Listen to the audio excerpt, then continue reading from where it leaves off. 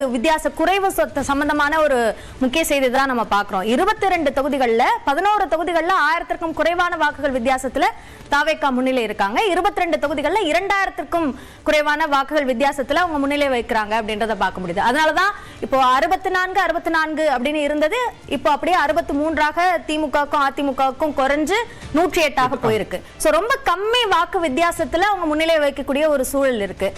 நீங்க சொன்ன விஷயங்கள்னால அந்த கிளியர் மெஜாரிட்டி வராததுக்கும் இதுவும் தொடர்புபடுத்தி பார்க்கணும். அது காரணமாக இருக்கலாம். பட் சொல்றேன், நான் இவ்வளவு சீட்ஸ் வருது இல்ல, நான் அந்த அதே என்னால புரிஞ்சுக்க முடியும்னு சொல்றேன். நீங்க தொகுதி சார்ந்து நீங்க ஒரு வேட்பாளர் கூட பேசல. விஜயும் கூட தொகுதிகள் ரொம்ப மினிமம் தொகுதிகள் தான் போனாரு. அந்த தொகுதியில போய் தொகுதி பிரச்சனைகள் பேசினாரா? இல்ல, அது பேசல. அவர் பொதுவான சில விஷயங்களை பேசினாரு தவிர தொகுதி சார்ந்து இந்த உதாரணத்துக்கு பெரம்பூர் மக்களுக்கு நான் இதெல்லாம் செய்ய காத்துட்டு இருக்கேன். திருச்சி கிழக்கு மக்களுக்கு அந்த மாதிரி அப்ப எந்த ஃபார்மட்டுமே இல்லாம இன்னொன்னு விஜய் சொன்ன மாதிரி இந்த வாக்குகள் விழுந்த வாக்குகள் எல்லாமே விஜயோட முகத்திற்காக மட்டுமே விழுந்த வாக்குகள். ஏன்னா இப்பயும் என்னோட வேட்பாளர் யாரெல்லாம் எனக்கு தெரியல, விசில பார்த்தே விசிலுக்கு வாக்களிச்சேன். அது சொல்றாங்க எல்லா இடங்களையும். அது சரியா தவறாங்கிற கேள்வி எனக்குள்ள எழுது. நான் அவங்கள கேள்விக்கு உட்படுத்துறேன், நான் எனக்குள்ள அந்த கேள்வி எழுது நான் பார்க்கிறேன். சரி, ஓகே. திரு ஜென்ராம், திரு ஜெகதீஸ்வரன் சொல்ற மாதிரி இப்ப நடந்திருக்கிறது வந்து ஸ்டார்டம்கான ஒரு அலை அப்படின்னு பார்க்கணுமா அல்லது மாற்றத்திற்கான வாக்குகளா? ரொம்ப தெளிவாக சொல்லக்கூடியது இது மு.க. ஸ்டாலின் தலைமையிலான திமுக அரசின் மீதான மக்கள் தீர்ப்பு. திமுகவுக்கு மீண்டும் அவங்க பெரும்பான்மை கொடுக்கல. அது வந்து முதல் ஸ்டேட்மெண்ட். அவங்களுக்கு பெரும்பான்மை கொடுக்கலங்கிறதோட மக்கள் நின்று போகல. வேற யாருக்கும் இது வரைக்கும் பெரும்பான்மை கொடுக்கல. இப்போது முன்னிலை பார்த்துட்டு இருக்கிற போது திமுகவுக்கு கொடுக்கலங்கிறது உண்மை. அதே சமயத்தில் வேற அதிமுகவுக்கு கொடுக்கல அல்லது என்டிஏக்கு கொடுக்கல, தாவேகாவுக்கும் கொடுக்கல. தாவேகா தனிப்பட்ட முறையில் அவங்க சிங்கிள் லார்ஜஸ்ட் பார்ட்டியாக இருக்கிறாங்க இந்த நிமிஷம் வரைக்கும்.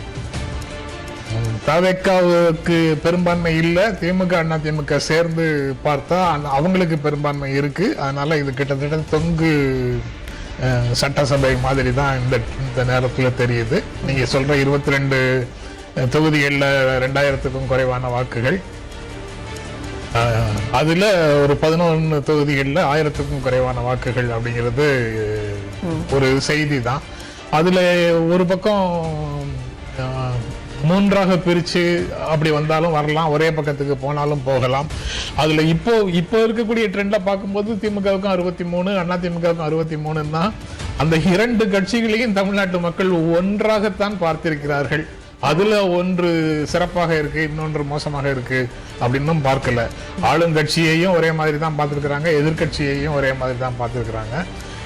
இந்த இரண்டையும் தாண்டி அவங்க வந்து இப்படி வாக்களிச்சிருக்கிறாங்க.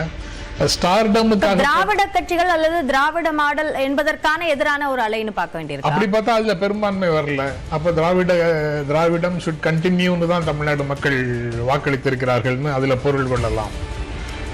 ஏன்னா இது தாவேகா இவ்வளவு இடங்களை வாங்கி இருக்கிறத பார்க்கும் போது திராவிடம் செத்து விட்டதுன்னு உடனே மகிழ்ச்சி அடையக்கூடிய மனிதர்களை இங்க பார்க்க முடியுது. சமூக ஊடகங்கள்ல அப்படி நெகட்டிவ் வார்த்தைகளாக வழக்கமாக சொல்லக்கூடிய நல்வார்த்தைகளுக்கு பதிலா எதிர்வகை சொற்களாக பேசக்கூடியவர்களை பார்க்க முடியுது.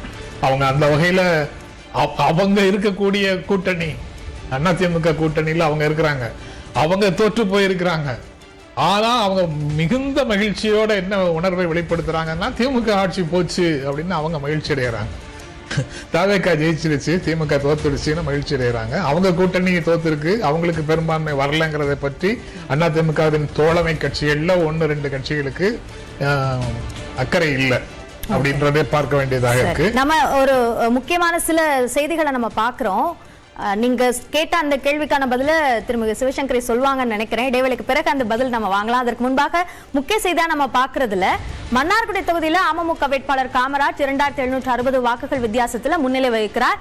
அது அமைச்சர் TRB ராஜா போட்டியிட்ட தொகுதி. அதே மாதிரியாக பிரேமலதா விஜயகாந்த் விருத்தாசலத்துல குறைவான வாக்கு வித்தியாசத்துல முன்னிலை வகிக்கக்கூடிய ஒரு சூழல் இருக்கு. அமமுக முன்னிலை வைக்கக்கூடிய ஒரே தொகுதி அதுதான். 11 தொகுதிகளில் போட்டியிட்ட அமமுக ஒரு தொகுதியில மட்டும் முன்னிலை வைக்கிறாங்க. பாஜக போட்டியிட்ட 28 தொகுதிகள்ல ஒரு தொகுதியில மட்டும் அவங்க முன்னிலை வைக்கிறத பார்க்க முடியுது. காங்கிரஸ் அந்த தேர்தல் முடிவுகளை ஒட்டி ஆலோசனையில ஈடுபடுறாங்க அப்படின்றது முக்கியமா நம்ம கவனிக்க வேண்டியிருக்கு. தமிழ்நாடு உள்ளிட்ட 5 மாநில தேர்தல் முடிவுகள் குறித்து டெல்லியில காங்கிரஸ் ஆலோசனையில ஈடுபட்டு இருக்காங்க. மல்லிகார்ஜுன கார்கே இல்லத்தில் ஜெயராம் ரமேஷ் உள்ளிட்டோர் இந்த ஆலோசனை கூட்டத்தில் பங்கேற்றிருக்கிறார்கள் என்பதையும் முக்கிய செய்தியாக நாம் பார்க்கிறோம். தொடர்ந்து மற்ற கருத்துக்களை நாம் தொடர்ந்து பேசலாம் ஒரு சிறிய இடைவேளைக்கு பிறகு.